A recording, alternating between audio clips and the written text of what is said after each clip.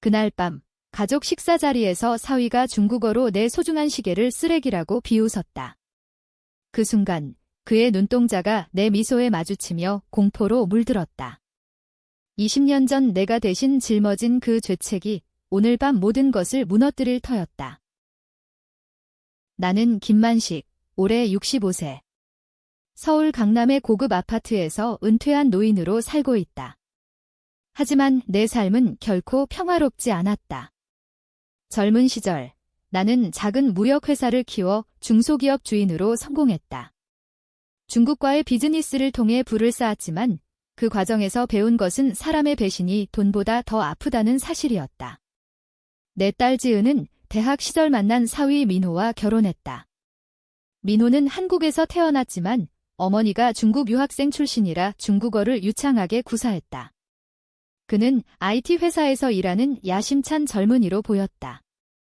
겉으로는 완벽한 사돈이었다. 하지만 그날 밤 그 가면이 벗겨졌다. 식탁 위에 놓인 음식들은 따뜻한 김을 피어올렸지만 공기는 차가웠다. 지은이 웃으며 아빠, 민호가 요즘 회사에서 승진했대요 라고 말할 때 나는 고개를 끄덕였다. 민호는 내 쪽을 보며 미소를 지었지만 그의 손목에 걸린 롤렉스 시계가 번쩍였다. 내 시계는 오래된 오메가였다. 30년 전 중국 출장에서 산 유일한 추억의 물건. 민호가 술잔을 들며 중국어로 중얼거렸다. 이런 낡은 시계라니 진짜 쓰레기네. 중국 시골 할아버지들만 차는 거 아니야. 그의 목소리는 작았지만 식탁 아래로 스며들었다. 지은은 영어로 대화를 이어가고 있었고 다른 가족들은 모를 터였다. 하지만 나는 들었다.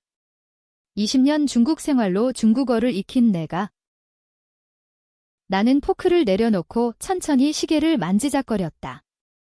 민호야, 시계가 마음에 들지. 내 목소리는 평온했다. 민호의 얼굴이 창백해졌다. 그의 입이 살짝 벌어지며 아빠. 그게 아니라 으라고 더듬거렸다. 지은이 이상하게 쳐다보았지만 나는 웃었다.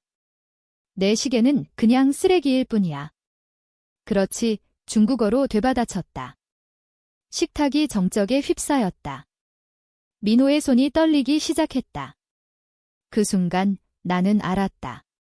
이 배신은 시계에서 시작된 것이 아니었다.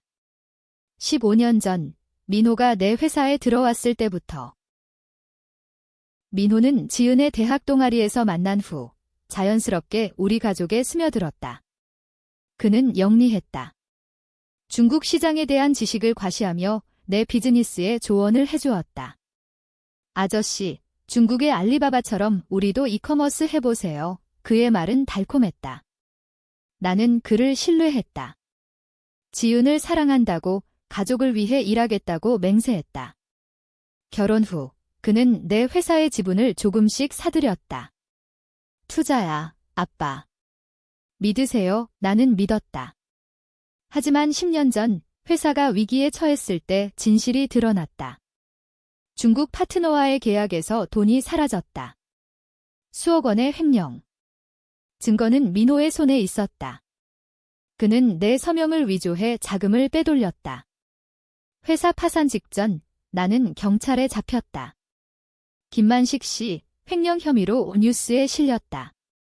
지은이 울며 아빠, 왜? 라고 물었을 때 나는 아빠 실수야 라고만 말했다.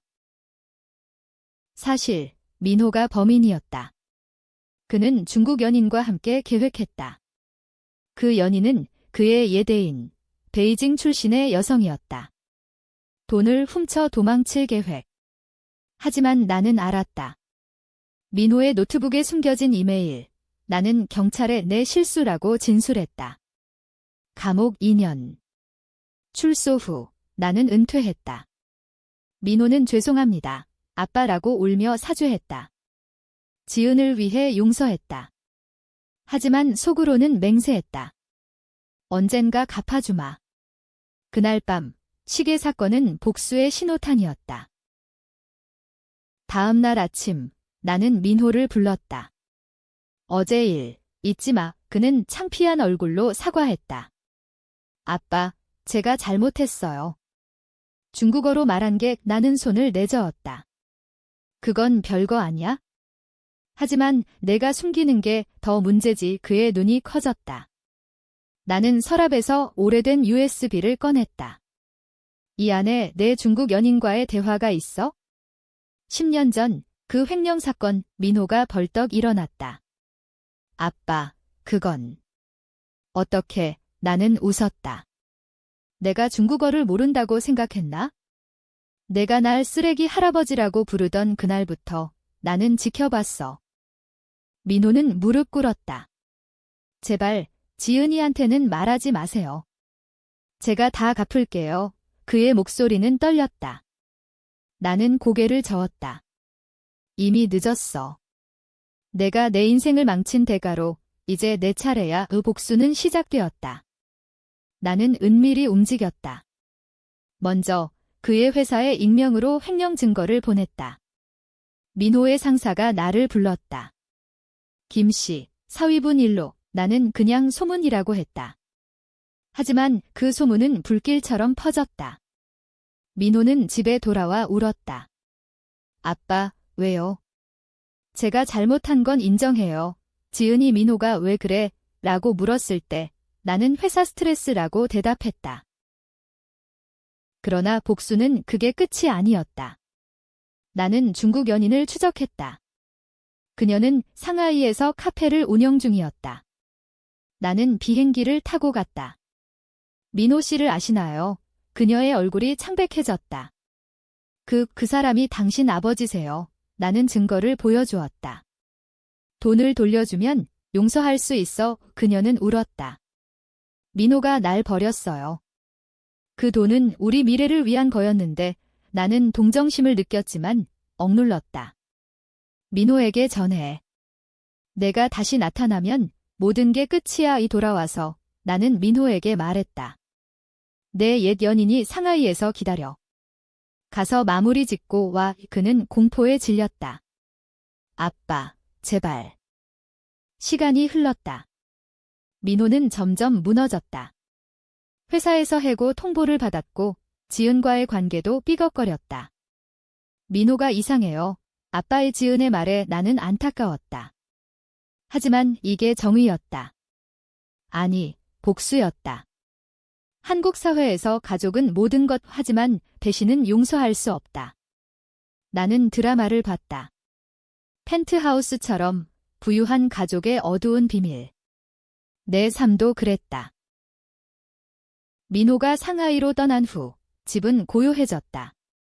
지은은 민호가 출장 갔다고 라고 물었지만 나는 중국 비즈니스라고 얼버무렸다.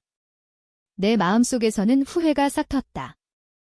정말로 이게 옳은가? 10년 전 감옥에서 보낸 밤들. 차가운 철창 너머로 지은의 얼굴이 떠올랐다.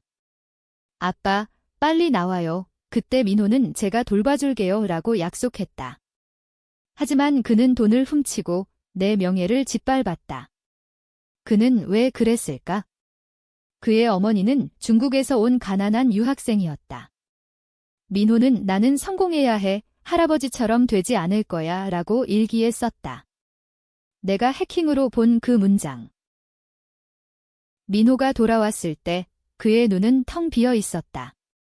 아빠, 그 여자는 돈을 돌려주겠대요. 그는 무릎 꿇었다. 하지만 제발, 지은이한테는 나는 차가운 차를 마시며 말했다. 내가 선택한 길이야? 이제 내 인생을 망쳐봐. 그는 비틀거리며 방으로 들어갔다. 그날 밤 지은이 나를 찾아왔다. 아빠, 민호가 이상해요. 중국어로 중얼거리며 울어요. 나는 그녀의 손을 잡았다. 딸아, 인생은 드라마처럼 복잡해. 때론 진실이 아파. 그녀는 눈물을 글썽였다. 한국 여자들은 강해야 한다. 지은처럼. 다음 주 나는 민호의 은행 계좌를 추적했다. 옛 친구, 은퇴한 해커 아저씨에게 부탁했다. 만시가 왜 또 이런 짓을? 그는 웃었다. 사위가 배신했어. 계좌에는 수억 원이 남아 있었다.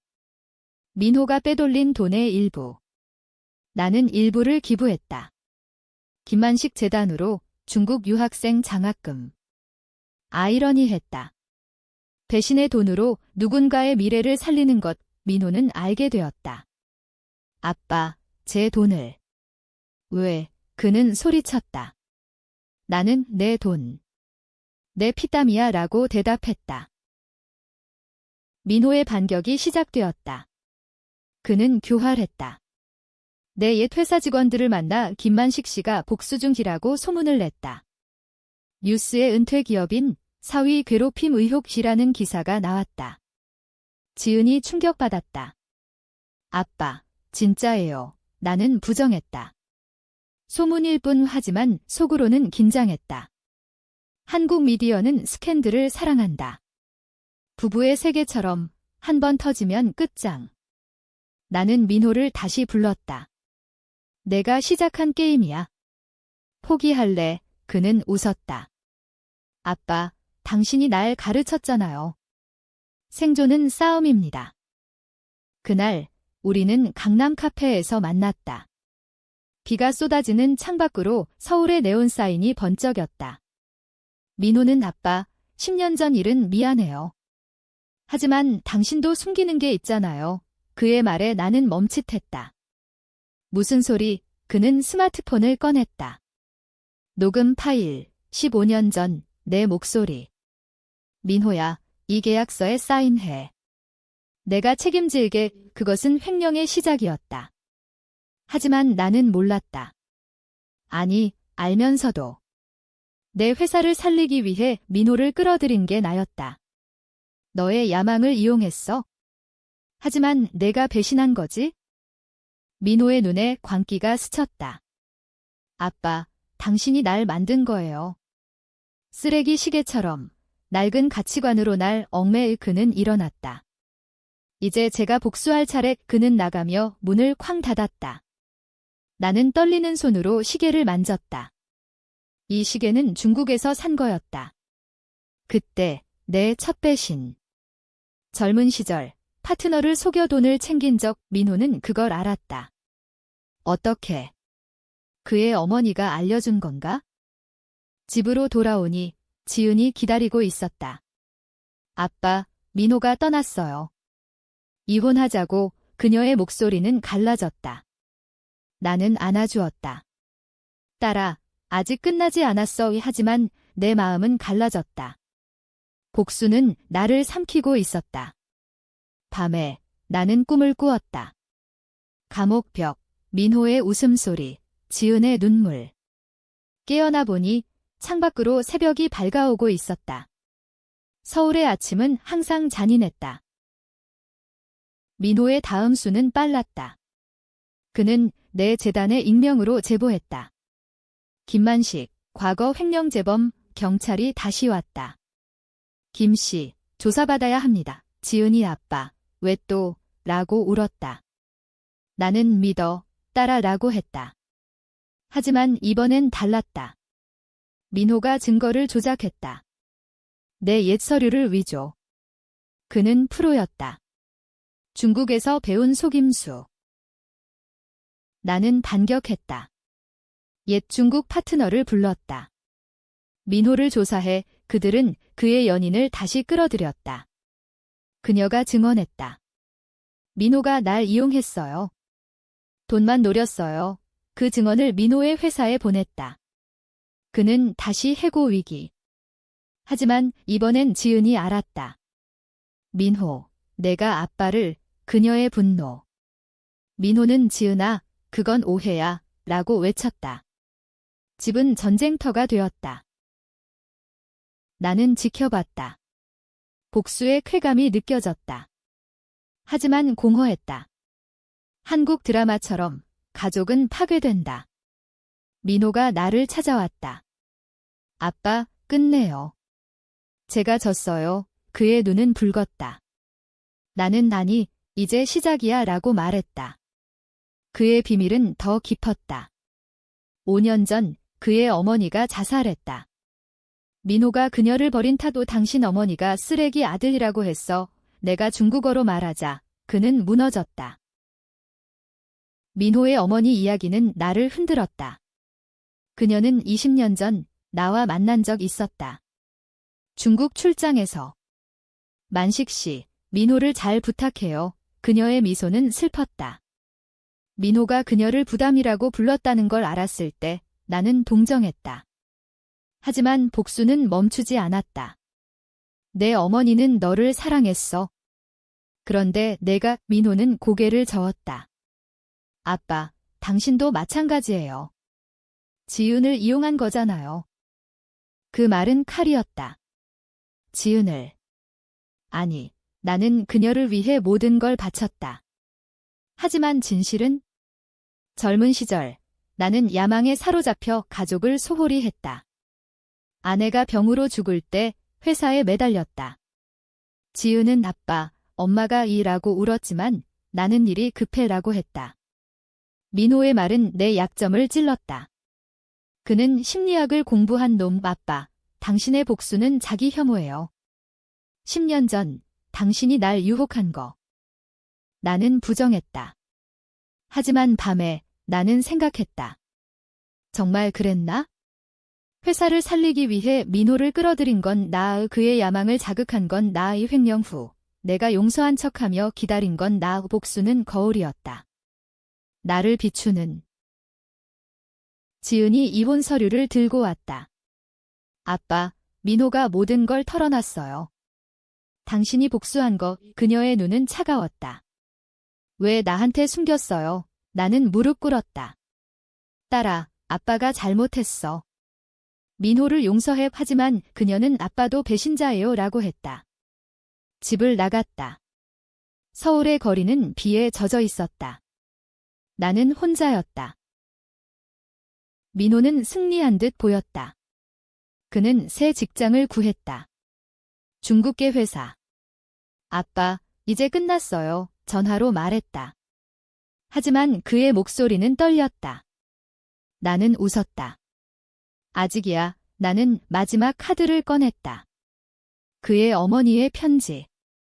그녀가 죽기 전 나에게 보낸 것. 만식 씨, 민호를 용서해주세요. 그는 나처럼 약해요. 나는 그 편지를 민호에게 보냈다. 그는 울었다. 아빠, 왜 이제야? 사회적 압력이 시작되었다. 온라인에서 사위 vs 장인 논란이 일었다. 트위터에 가족 배신 스토리, 누가 오라, 라는 해시태그. 한국 네티즌들은 펜트하우스 팬처럼 열광했다. 장인이 복수. 과도해. 사위가 횡령. 처벌받아 마땅. 나는 댓글을 봤다. 할아버지, 용서하세요. 젊은이, 반성하세요. 누구도 완벽하지 않았다. 나는 지은을 찾았다. 그녀는 친구 집에 있었다. 아빠, 민호가 후회해요. 하지만 당신도. 우리는 울었다. 가족은 용서야. 하지만 민호의 전화가 왔다. 지은아, 내가 다시 중국으로 갈 계획. 그는 도망치려 했다. 나는 막았다. 민호야, 마주해. 고조는 식당에서였다. 세 사람이 만났다. 지은, 민호, 나. 이 모든 게 왜? 지은의 외침. 민호는 미안해. 돈에 눈 멀었어. 나도 미안. 너를 이용했어. 공기는 무거웠. 민호가 바빠시게. 버리지 마세요. 이제 소중해요 라고 했다. 웃음이 터졌다. 하지만 그건 가짜였다. 밖에서 기자들이 기다렸다. 누가 제보했나? 민호의 친구. 그는 이게 진실이라고 했다. 뉴스에 부유 가족의 어두운 비밀 헤드라인. 우리 삶은 드라마가 되었다. 기자들이 몰려든 후 민호는 변했다. 그는 기자회견을 열었다. 제 장인이 날 괴롭혔어요. 횡령은 그의 짓이었어요. 그의 눈물은 진짜 같았다. 지은이 민호, 거짓말이라고 소리쳤지만 그는 증거 있어요 라고 했다. 내 옛 서류, 조작된 것, 한국 법은 증거를 믿는다. 나는 다시 조사받았다. 김만식 씨, 재수강 가능성. 지은은 나를 버렸다. 아빠, 당신이 시작한 거예요. 그녀는 민호와 함께 떠났다. 나는 혼자 아파트에 갇혔다. 시계를 보며 울었다. 이 모든 게 내 탓인가? 30년 전 중국에서 배운 속임수. 내가 민호에게 물려준 독. 민호의 중국 연인이 한국에 왔다. 만식 씨, 민호가 날 속였어요. 이번에도 그녀는 증언했다. 민호가 장인을 함정에 빠뜨렸어요. 기자들이 달라붙었다. 사위의 이중 배신, 민호의 얼굴이 TV에 나왔다. 창백한, 패배한. 민호는 도망쳤다. 인천공항으로. 나는 택시를 타고 쫓았다. 민호야, 기다려. 비행기 앞에서 그를 잡았다. 왜 또 배신해? 그는 울었다. 아빠, 당신처럼 되고 싶었어요. 성공한 사람, 그의 고백. 하지만 이제 지쳤어요. 경찰이 왔다. 진짜 증거로 그의 횡령이 드러났다. 그는 체포되었다. 지은이 이민호라고 속삭였다. 나는 용서할 수 있어 라고 했다. 하지만 그녀는 잔이요, 끝이에요. 재판날, 민호는 장인님, 감사해요. 당신이 날 깨웠어요 라고 말했다. 판사는 감형. 3년 희나는 감옥 밖에서 기다렸다. 민호 출소 후 그는 변했다. 작은 회사에서 일했다. 지은은 이혼했지만 가끔 만났다. 아이를 낳을게요. 그녀의 배, 민호의 아이. 나는 좋아 라고 했다. 민호의 편지. 아빠, 당신의 비밀이에요. 30년 전 당신이 내 어머니를 그녀와의 로맨스. 내가 그녀를 버린 탓에 민호가 태어난 상처. 당신이 진짜 배신자. 나는 충격받았다. 모든 게 순환. 복수는 끝나지 않았다. 나는 시계를 버렸다. 새 삶을 시작했다. 재단을 키웠다. 지은의 아이를 봤다. 할아버지 웃음. 하지만 밤에 나는 생각했다. 누가 옳았나? 민호. 나. 한국 사회는 용서하지만 상처는 남는다. 독자 여러분, 당신이라면? 이 결말은 행복인가, 비극인가? 논쟁하세요.